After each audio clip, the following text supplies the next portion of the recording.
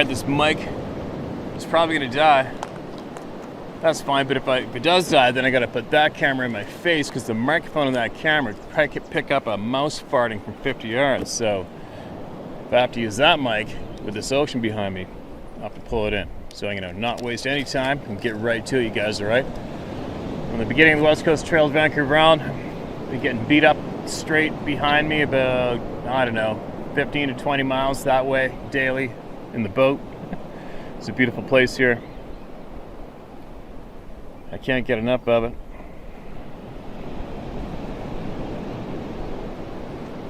Alright.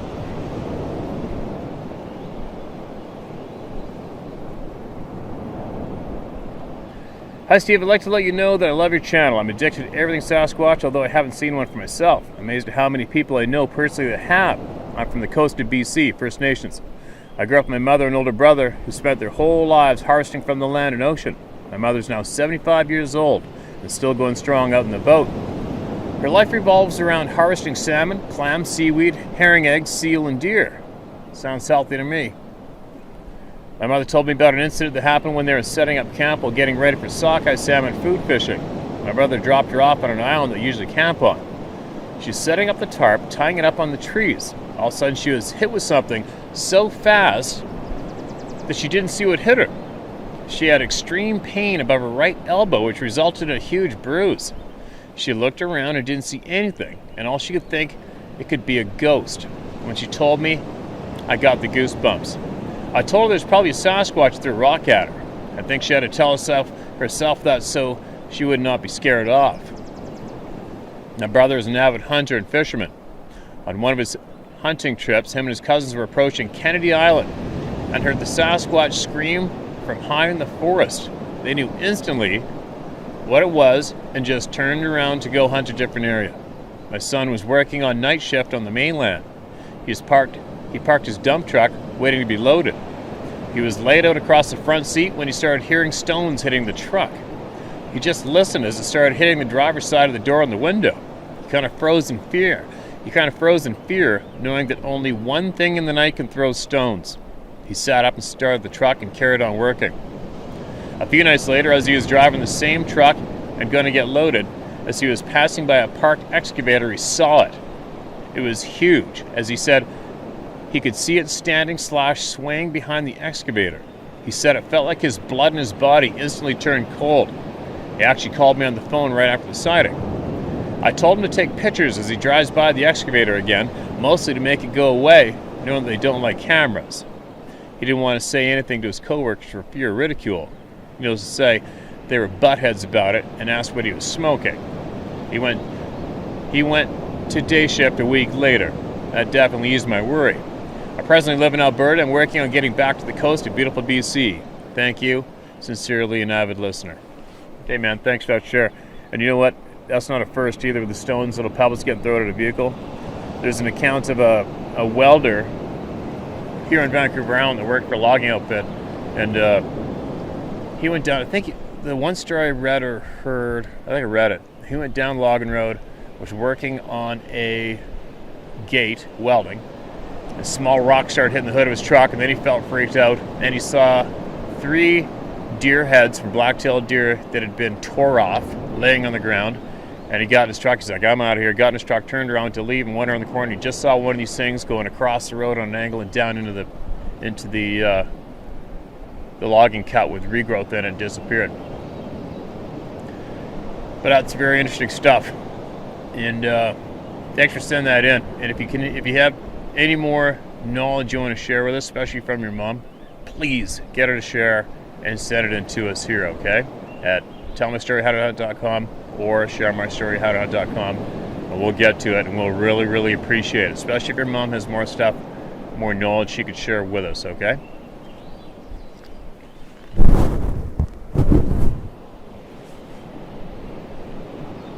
Now, I hate it when I'm running out of frickin' batteries. It makes me read fast. It makes me not say things I probably wanted to say. But here we go.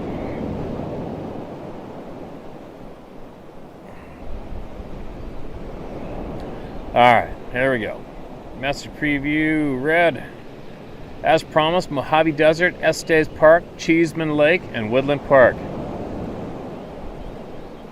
Steve, this is long. Might have to break into another email. I've been tied up the last few weeks. Sorry it took so long to send this. I previously sent you pictures of a very large creature in the Mojave Desert. Here are a few pictures of the tracks upon the ridge line.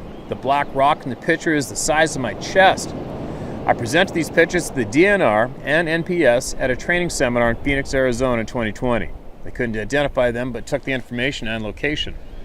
As you're a professional guide and tracker, I believe you may have a fresh outlook on possibilities. Keep in mind there is no large predators in this area.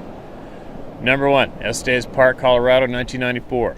On a fishing trip in the dead of winter, a friend of mine and I decided to try Estes Lake for some large lake trout. Almost blizzard conditions as we arrived, but said, screw it, let's fish anyway. His truck got stuck, falling through the ice on the park road. Kind of funny, but not. Figured we fish and then deal with the truck. Climbed the ice, covered the hill up the road to the lake. Important detail for later. We made the lake, slipping and sliding, but no worries. We fished for about 2 hours, having the best luck ever. We packed up our gear and headed back down the ice hill. Sliding and falling all the way. To our right was a line of large bushes all the way down. I'm 6 feet tall and these bushes are a few feet taller. About a third of the way down, we heard crunching behind the bushes. When we stopped, it stopped. Getting spooked, we tried going faster, only to slip and fall constantly. About to the bottom of the icy hill, my friend yelled, screw this, and started running. I turned to my right to see something coming through the bushes. I nearly shit myself when I realized this thing was taller than the bushes. I dropped the fishing gear and fish and ran for my life. I caught my friend and yelled faster. As I passed him, I heard him say, son of a bitch. Looking back as I got to his truck, all I saw was a huge figure standing in the road by our gear. We got in the truck that was still stuck in a half foot of ice, and he slammed into 4x4 low, flooring it. Still stuck, I jumped out and started hand digging out the tires. It finally lurches out, and I dive in as we fly down the park road. The last thing we saw of the creature was him still standing there. Cheeseman Lake, Colorado, 94. Another friend of mine, retired Army. We used to go fishing and hiking throughout Colorado every 2 weeks. My favorite spot was Cheeseman Reservoir. The hike to one of our favorite spots is about 4 miles up and down the mountains, elevation around 9,500. One particular trip, we started our hike carrying 100-quart cooler and a ton of fishing gear. Walking up the steep trail, singing the Manly Men song, as we rounded the bend, we saw fresh bear tracks. These tracks were bigger than any I'd seen. Next, we heard grunting coming from behind the huckleberry bushes. We've encountered bears before, but this thing sounded bigger. We turned back down the trail, moving fast, singing our Manly song much faster, turning back occasionally to make sure we were not followed. As we neared the parking area, I turned and looked back up the trail. Standing there about 100 yards away wasn't a bear or a man. A very tall and wide, dark-haired creature. My buddy looked back and just said, we always wanted to see one, now we have. Let's get the hell out of here. Woodland Park, Colorado, 93-95. Living at the bottom of Pikes Peak Mountains, around 7,000 feet, it was always a beautiful morning. My job allowed me the time and ability to explore all the mountains of Colorado. Talk about a dream job. Working special projects, I was tasked with a lot of research and explorations throughout the Rockies. You may think this is insane. I never once carried a firearm during any of these treks. Been a time or two I wish I had, but as things worked out, a gun would have made things much worse. Instead of recounting all my trips, I'd like to cut to the chase and tell you what I know and what I think. Number 1, I know. Bigfoot and other cryptids are very real, personally witnessed on more than a few occasions. Number 2, the government knows of their existence and hide it all at all cost. More than 60 years this has been going on. Number 3, the briefings given both military and government employees working these projects are as follows. Number 4, if encountered, do not engage. Observe and report. All information is a need to know. All right. Number 3, the briefings given both military and government employees working these projects are as follows. If encountered, do not engage. Observe and report. All information is on a need to know. Any release of facts, evidence, or encounters to unauthorized personnel can have grave consequences, including fines, imprisonment, and loss of pension. Number 5. All matters concerned thereof are considered matters of national security. Number 6. Fort Lewis, Washington, Fort Hood, Texas, Fort Carson, Colorado, Eglin, AFB, Florida are very high-profile bases for cryptids. I've worked at all 4 of these bases, both military and civilian. Military and government contractors are advised and briefed indirectly, I think. Number 1. And then it's titled, I think. Number 1, I personally think our government is afraid if people really knew what these creatures are and capable of. It would cause mass panic. Large groups of heavily armed men searching the forest. Lots of accidental shooting and fires. Number 2, missing people.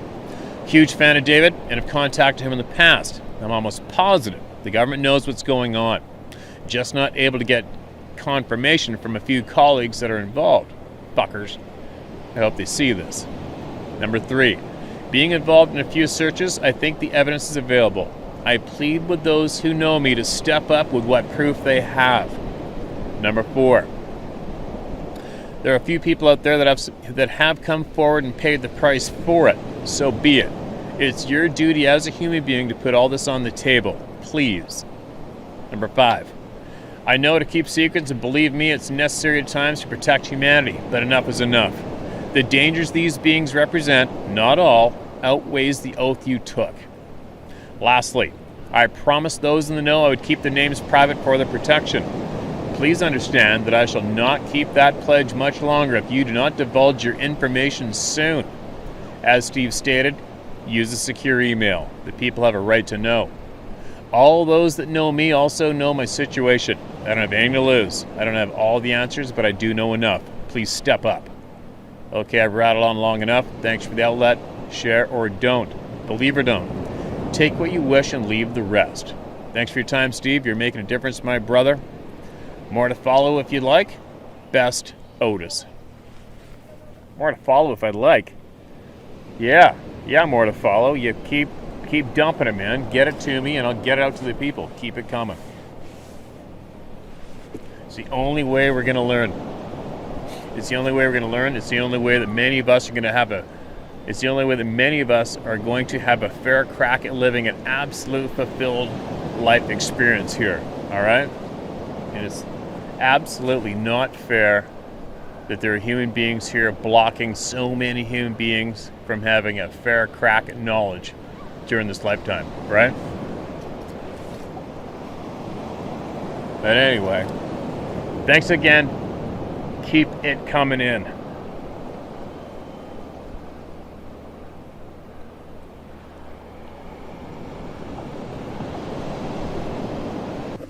All right, and just like that, I'm back at home. And I had to cut that video short, that evening on the beach. And probably just a couple minutes after I shut the camera off right there, I ran into what I think I would consider a new friend, First Nations guy, and he follows the channel and recognized him. He came out real friendly guy, came and talked to me for a bit, and he was on his way to a place called Port Renfrew with his family to go do some drumming, storytelling with the other First Nations communities there, and he grew up in Port Alberni. And we were BSing along, and then of course we got on the topic of these things, and I just said, so you had many experiences with Sasquatch around here? And he goes, oh yeah. And he said one time he was driving from Port Alberni to Banfield nighttime, and with his daughter, and all of a sudden what he basically described as a chunk of log that no human could ever throw came hurling out of the timber, coming at him to hit the vehicle, and he had to swerve to miss it, and he couldn't figure out what the hell. He said he backed up and got out and took a look at it, and he said it was pretty creepy. It felt creepy. He said there's no way a human being could have tossed that anywhere, let alone from deep in the timber, flying out on the road. And they told me of another time, him and 2 other guys, they were the first people to go down the West Coast Trail to open it up and do work on the trail. And there's a cabin, I think he said halfway along the trail. And they're in the cabin, and something started beating on the side of the wall in the nighttime with them in the cabin. And he said it was pretty freaky moment. But it's funny when you talk to people, in places that I frequent, like, the island or here in the mountains or anywhere in the mountains across BC, and you start talking to people, just matter of fact, straight up, on this topic, it's so common. It is so common to hear of people's experiences, and they normally wouldn't even talk about it, right? It's just so bizarre just how common it is. And then the more you realize that, the more you realize just how much of a massive effort has been laid down to ensure that we do not get to openly discuss this publicly for some weird reason with the people of the world. It's really weird. Like I always say, I'm not a member of the Bigfoot Sasquatch community, and I'm not. I'm a member of the people. I'm just a person on the face of the earth like the rest of you. And I realize the importance, mostly due to this topic. Like I said, when you see one of these beings firsthand, I wouldn't say not everybody, but for the most part for me and many others, you instantly realize that we are being absolutely lied to and misled. There's no way out of it, because you see it, you understand it's very real, and then you understand that every single person, basically, maybe not every single one, but the majority of them, who has a story or encounter, they are telling the truth.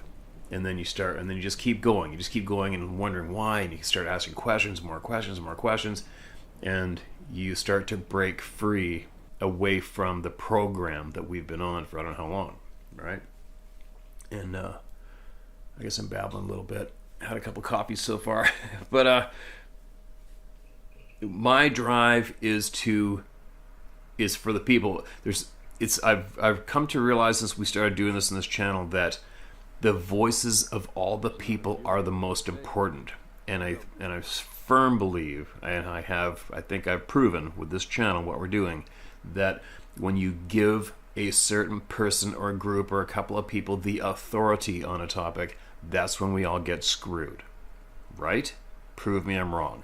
That's when they make it about them. They make their views the view, or no other views allowed. They censor people's speech, and it just goes the wrong direction. But the more I do this, the more I realize that this is the route to truth, is listening to the people, right?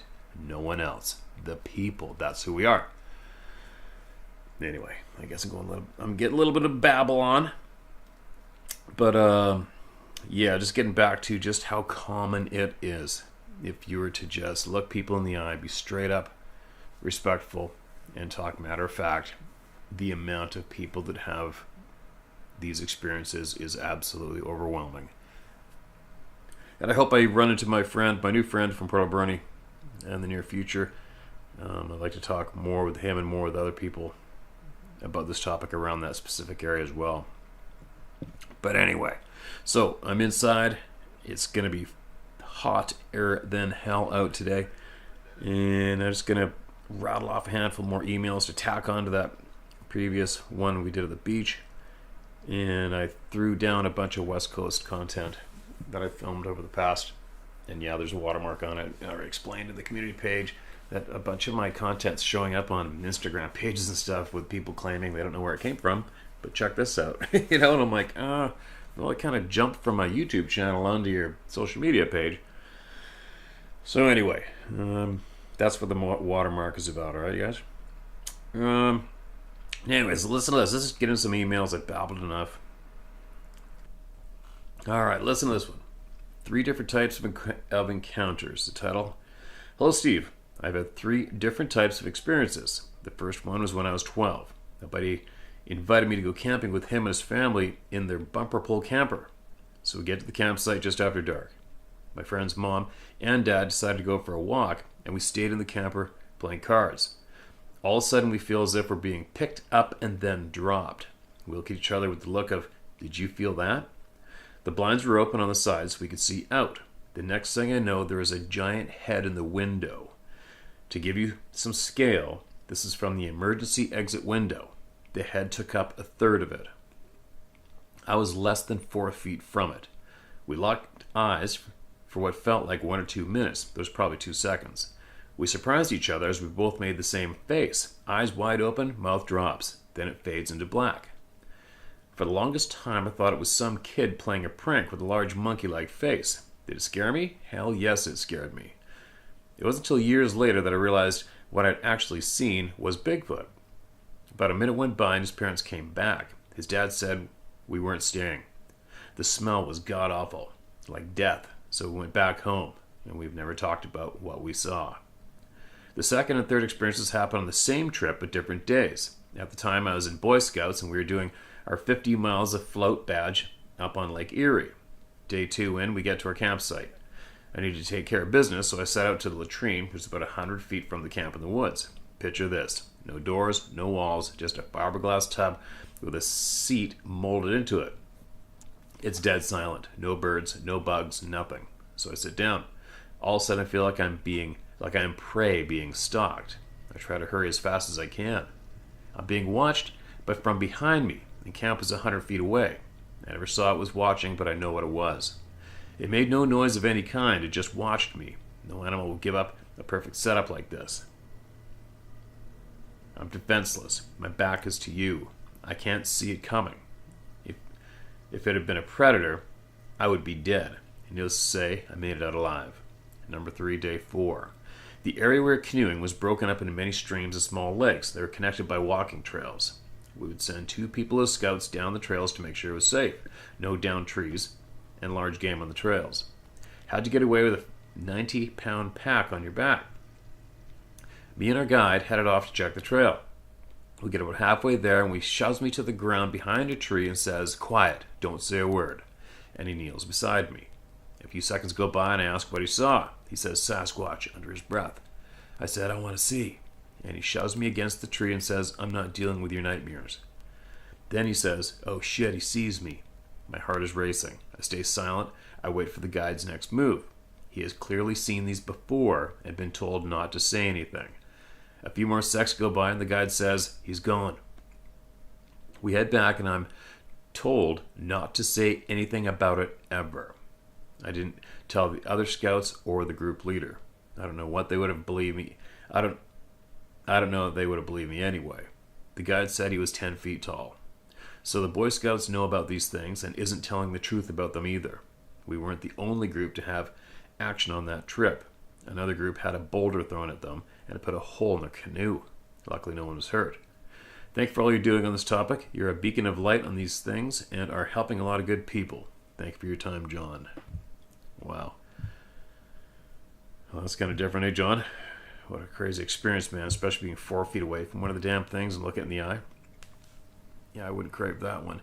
But isn't it amazing how many times we hear the same thing? Don't say a word to anyone. I hope everybody realizes just how wrong that is at this stage of the game, right? You got to reverse that. It's time to tell everybody everything. Thanks again for sending that in, man. And if you come across anything that you feel the people could benefit from in the future, make sure you email it in, all right? All right, here's another one. Behind them was something big. Love your attitude. First time, 1980. We're at Lake Tahoe, climbed above the tunnel going over Highway 50. Manny's Cave Rock to watch some jet boat try to break speed record. Mike and I are sitting on a big boulder and we heard 2 other people coming up. We turned to see one of the tow truck drivers and his wife, but behind them was something really big. Maybe 2 seconds, and Mike and I looked at each other, looked back, and it was gone. We said nothing. 20 minutes later, the jet boat made its run, and it disintegrated in front of God and the world. As we left, I went to where something had stood. The boulder it stood near was up to its knee. That boulder came to my waist. I'm 6'6". Mike and I never said a word to anyone or each other. And there we go again, right? Not saying a word. Isn't that... It's amazing to me. It's just a very, very peculiar thing to me to read that time and time again. Second, 1986. Driving from Bloomington, Indiana to Columbus, Indiana. After a 12-hour shift at Otis Elevator, doing a change out of overhead crane rails. As I approached the entrance to Brown County State Park, I saw some guy doing jumping jacks in the middle of 46. No one else is on the road. I slowed down, and this guy saw scared shitless. Okay, I'll read that one more time. I slowed down, and this guy saw scared shitless. He said something was up. Oh, okay, so this guy he saw was scared shitless. He said something was up on the ridge just to the north, and there was busted sandstone all over the road. I pulled a 12 gauge out and started to cross the road, but the scream turned my ass around really quick. Told this kid to jump in the van, and then I smelled it. This kid had shit himself. I almost did too. A big piece of sandstone hit the road and busted. Most slid under the van, but parts came in my window and ended up on the dash. We hauled ass and I saw the pissed off thing in my side mirror. It was big. No reference other than the road, but it was facing us and its arms easily could reach from the center line to the side line of the lane. We stopped at the Circle K Mart and he changed his clothes. I drove him to Greensburg. Didn't get to Columbus until 3:30 a.m. We never said a word. 3rd, winter of 86-87. Sitting in a crane, waiting for construction crews south of Story, Indiana, on SR 135, cold and snowy. I looked up and saw someone walking. The sun was just coming up. I fired up the crane. It stopped, took 3 steps diagonally across the road and into a field and was gone. I measured the height of the road sign that it passed, 10'4", making it over 8 feet tall. Never told anyone, especially that timber framing crew. A year later, I took my dad to see the timber frame we had put up, and it was for sale. The owner said his wife saw something and refused to stay. He was a big-time attorney who had built the timber frame as a retirement home. Wow. 4th, 2013, September. I live on 80 acres west of Columbus, Indiana. I have lots of deer in the woods, also lots of coyote. At near dusk, I heard a coyote going nuts back in the woods. So I grabbed a shotgun with a box in number 8 and walked back 300 yards or so from the barn. No coyote sounds, and just followed the tractor path. Getting pretty dark, but the sky was still light. Got to a big cedar and heard a buck snort on the other side of the tree. Then another snort to my immediate right, and then it was like a steam engine starting up, snorts, and I heard footfall to my left. I rammed a shell into the pipe and started backing out. Didn't shoot, could not see a target. I called my aunt to turn on the security lights of her house, which was closer, and got my uncle to pull his M1 and ammo out of the case. I went to their back porch and settled down. Then went back to my house. I got my spotlight and intended to go to the dock and see if there was something on the other side of the lake. I heard a big branch break, something hit the ground. My aunt hit the security lights, and we both saw an over 6-foot, all-black runner moving at an amazing speed back to the big burn pile. F that shit. I grabbed the Mossberg and slugs and ran to the burn pile while my uncle tried to sight in it. I grabbed the Mossberg and slugs, ran to the burn pile while my uncle tried to sight in with the 30-06. We then heard mouth clicking at the burn pile. A crow by the lake, another caw, and mouth clicking to the east behind my barn, and then a huge roar east of the lake. I got the hell out of there. About 20 minutes later, I heard lots of shots to the west and headed to the houses that back up to the property. The cops were there with 2 armed homeowners. These guys were telling the cops about monsters and shit. Cops just told me nothing was going on. I did run for Congress and never said shit about any of this till after the election. Since then, I found out about river monkeys. If you use my name, just call me Lou. These things are here every September, and they are all over the place. Thanks. Wow. Lou, that is quite the handful of freaking experiences. Unbelievable. Well, hopefully some of those people in the house, or even the cops, may be listening to this being read out on this channel right now. Chances are pretty good. And if there's other people out there that want to add to this or have more that they want to share from that area or any area, make sure you send it in, all right? Because we got to talk about this. It's like, we got to stop this thing where everybody doesn't talk. You know, we just got to turn that around. It doesn't make sense to me. But anyway, thanks again for sending that in, man. Really appreciate it. All right. It was as tall as the corn. Hi, Steve. Thanks for doing what you do. My story is not as interesting as most of the stories you have shared, but oh well, I'll be as brief as I can. In 1967, my dad and older brother took me to see the Patterson film. I was 7 years old, son of a logger in the Cascades of Oregon. We talked about Bigfoot off and on, no definite answer one way or another. I, however, was open to the idea. We camped, hunted, and fished, and rode motorcycles all over the Cascades. Throughout the years, and in many of these adventures in the mountains, I've seen and heard unexplainable things. Knowing animals on sight and sound like you and I do, we are comfortable and confident in the outdoors. So here we go. In about 1995 or 96, a friend and I were on the way back home from a hunting trip. It was late summer. Just a few miles from town, there are some big commercial cornfields up against the wooded hills that quickly transition into the mountains. Corn was about 7 feet tall, maybe a little more. It was late evening as we drove down the road. Neither one of us were talking about anything particular. Both of us are experienced outdoorsmen. Up ahead, something grabbed our attention coming out of the corn. It was as tall as the corn. It was walking upright, all dark or black, with lighter tones on its chest and face. It was looking down as it stepped out of the end of the corn row. As fast as this was happening, I pointed and without thinking said, "Bigfoot!" Just as I would have said buck if it was a deer, bull if it was an elk, or bear not. It looked surprised, straightened up, did an about face, then disappeared back into the cornfield. We drove on for several minutes and said nothing to each other. Then Ron looked around at me and said,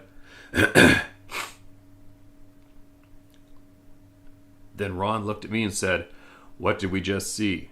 I replied, I'm not sure, but I'm not going back without a bigger gun. We went on home mostly in silence and didn't go back. 2010. I was elk hunting high in the Cascades in the Three Sisters Wilderness. My friend and I had split up that morning at daybreak. I worked my way up and back into the mountains.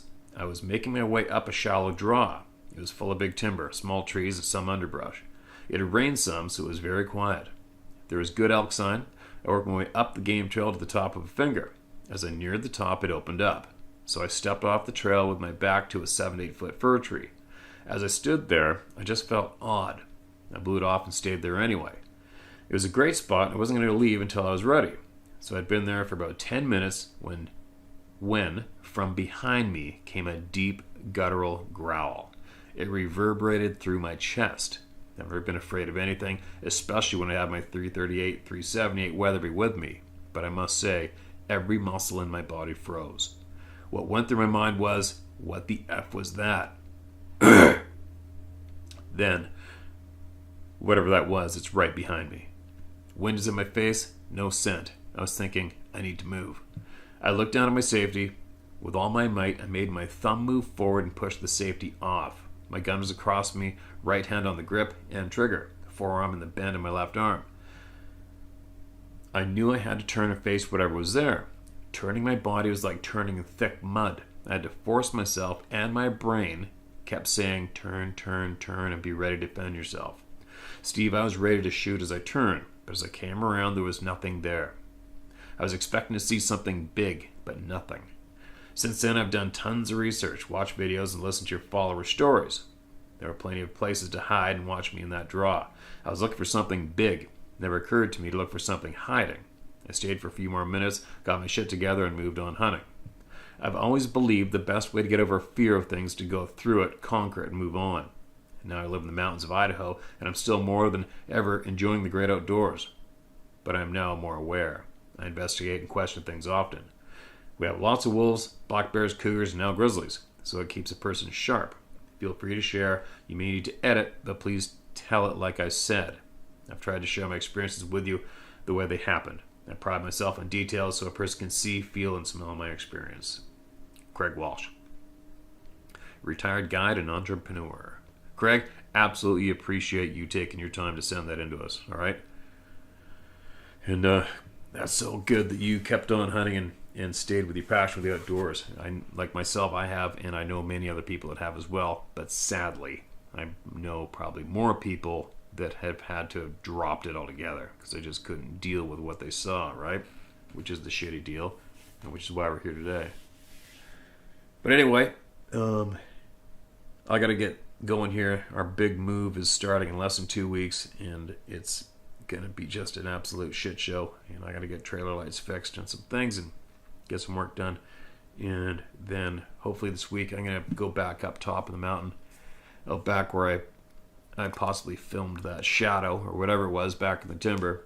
And I'm going to set up the camera exactly where it was, and I'm going to walk up to that tree in the timber and videotape it and see what it looks like. Why not, right? But anyway, everybody be safe out there. And you want to get off your chest, you got something that can help the people, make sure you send it in. See you later on.